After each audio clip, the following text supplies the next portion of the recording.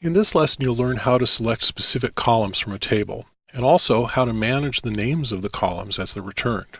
This query should be familiar by now. It means to select all of the data from the country table. So when we press go, we'll see all of the rows and all of the columns from the country table in the world database. Here we've selected the world database up here in our database selector. But what if we just want to see a list of countries and their life expectancies? All this data is confusing. Well, it's not exactly like a needle in a haystack, but you get the idea. There's the name column, and then life expectancy. It's over here someplace. There we go. And there's a lot of data that we're not using. And if we're using this query in a programmatic context, as opposed to just displaying it on the screen, if it were in a program that we're writing, we'd be carrying around all of this data and using resources for no purpose, wasting those resources in effect. So it would be useful to be able to select which columns to return in the query.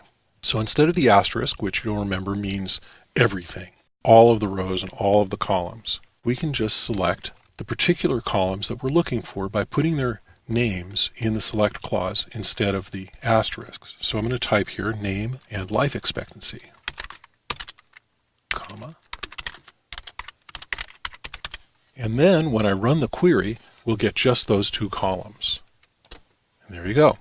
We now have the name column and the life expectancy column and nothing else. So we're not wasting any space in memory or in whatever resources we're using in a programmatic context. And we don't have to hunt for it with our eyes on the screen. We have just the columns that it is that we're looking for.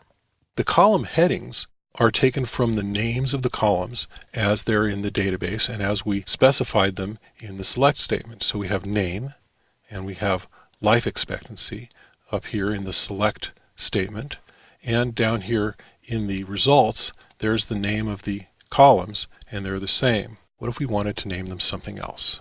Instead of name, country might be a useful heading for this one, so we use the as clause, as country. And over here, instead of life expectancy, we might want to have it in a readable form, like with a space. So we say as life expectancy. You'll notice that I put quotes around the word life expectancy. We used these before for a literal string, and in this context they're necessary because otherwise that space would tell the SQL system that the as clause is over. So what this does is it takes these two words and it makes them into one token. In computer languages, a token is a part of speech when you're speaking in a human language. That would be a token in a computer language. And so tokens typically are terminated by what they call white space, which would be the space character here, or a carriage return, or a tab, or something like that. And so when the parser sees the space, it thinks the token is over and it would get confused. Let's go ahead and run it with the quotes and without the quotes so that you can see what happens.